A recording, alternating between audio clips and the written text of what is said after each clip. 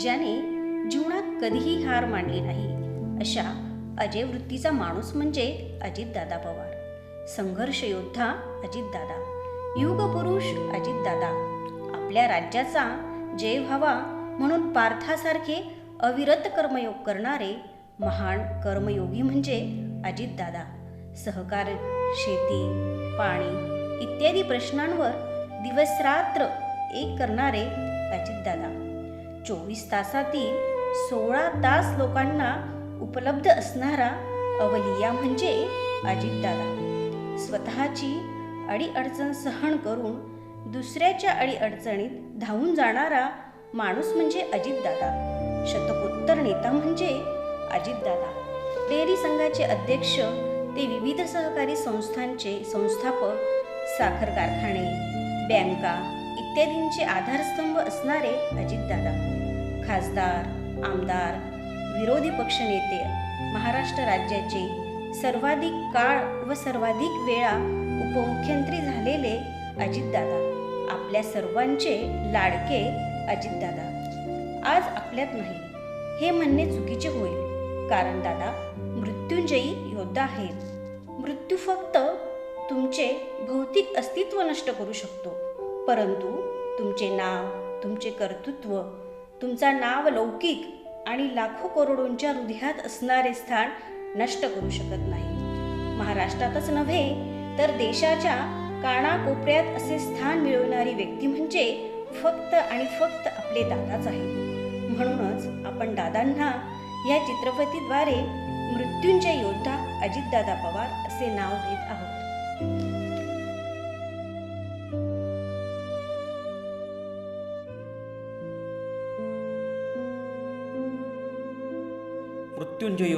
मृत्युंजय योद्धा अजितदादांचे आमच्या कळवणकरांवर विशेष प्रेम.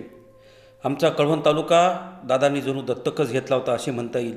दादांनी आमच्या कळवण शहराला व तालुक्याला भरभरून दिले. या तालुक्याचा चेहरा मोहरा बदलण्यासाठी कधीही निधी कमी पडू दिला नाही. त्यामुळे आज दादा आम्ही खऱ्या अर्थाने पोरके झालो आहोत असे वाटते. दादा आपण 23 जानेवारी 2011 रोजी पुनर्धरणाचे नामकरण व जलपूजनासाठी आले होते. कसमादेचे भाग्य विधाते, माजी मंत्री, आमचे श्रद्धास्थान ए.टी. पवार साहेबांनी त्यांच्या अतिशय भगीरथ प्रयत्नांनी कसमातेचं नंदनवन करणाऱ्या पुनर्धरणाचा प्रश्न मार्गी लावला. त्यांच्या कार्याचा, त्यांच्या कर्तृत्वाचा यथोचित गौरव व्हावा म्हणून अर्जुन सागर हे नाव त्या धरणास देण्यात आले. त्या नामकरण सोहळ्यास तुम्ही हजर होतात. ते क्षण आजही आमच्या डोळ्यासमोर तरळत आहेत दादा, तरळत आहेत. संत तुकाराम महाराज म्हणतात, बोले तैसा चाले त्याची वंदावी पावले. आज खरोखरच तुमची पावले वंदावीशी वाटतात. तुमच्या चरणी नतमस्तक व्हावेशी वाटते. कारण दादा तुम्ही नाकोडा येथे शेतकरी मेळाव्यात बोलताना सांगितले होते की नितीन हा पवार आहे आणि मी पण पवार आहे, म्हणजे आमची भावकी आहे. दादा आपण खरोखरच भावकी जपली. नितीन भाऊंना लहान भावासारखे प्रेम दिले. स्वर्गीय ए.टी. पवार साहेबांच्या स्वप्नातील ओतूर धरणासह जामशेत, श्रमभुवन इत्यादी धरणांच्या प्रश्नांबरोबरच कळवण तालुक्यातील पाणी, रस्ते, वीज, शिक्षण, आश्रमशाळा, बस स्थानक आदी प्रश्न तुम्ही मार्गी लावलेत. दिलेला शब्द तुम्ही पूर्ण केलात, म्हणूनच तुम्ही कृतीयुक्त नेता आहात हे सिद्ध होते.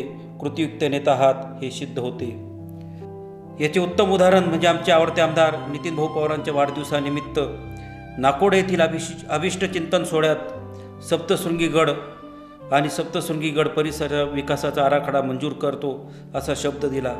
तो दुसऱ्याच दिवशी मंत्रिमंडळात मंजूर केला आणि शब्दाला पक्का असणारा नेता ही आपली प्रतिमा अधिकच दृढ झाली.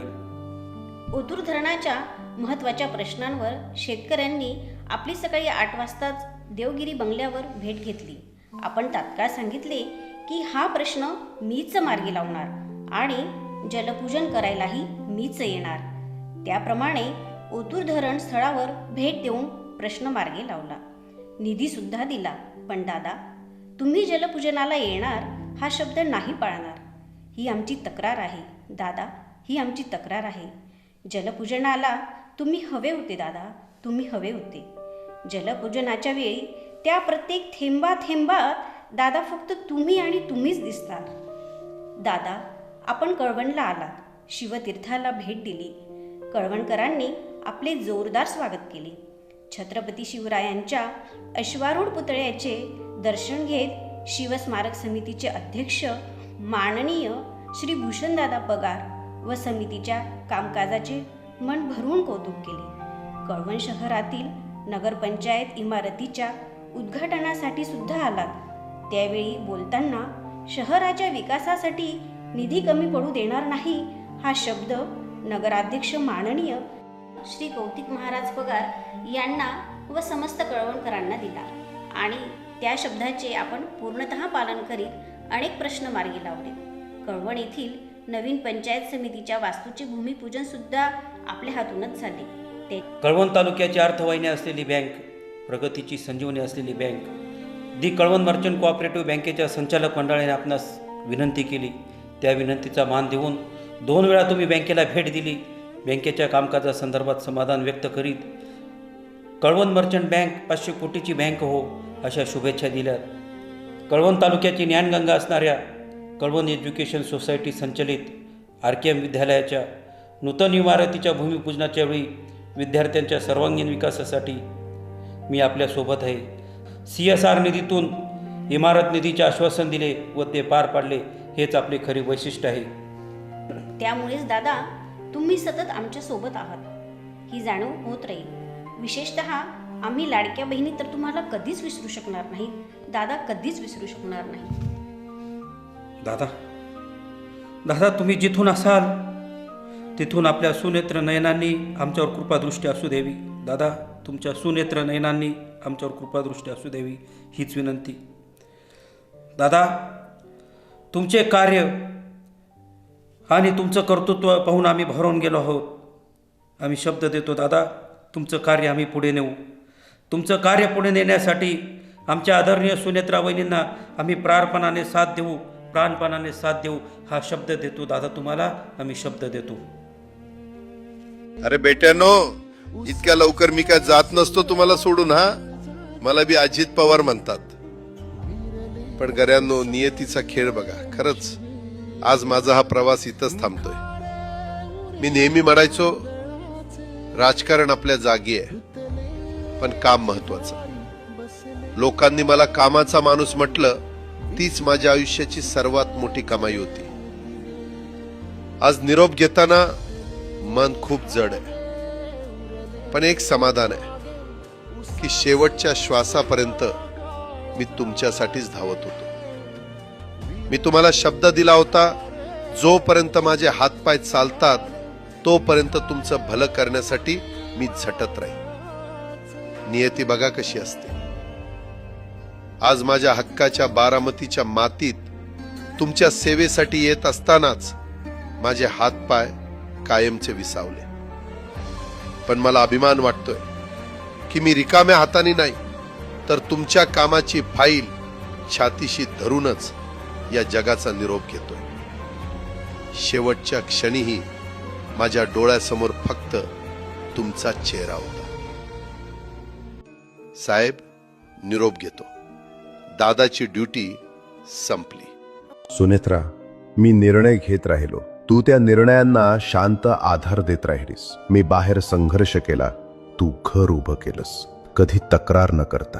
आज मी अर्ध्यावर थांबतोय, पण तू थांबू नकोस.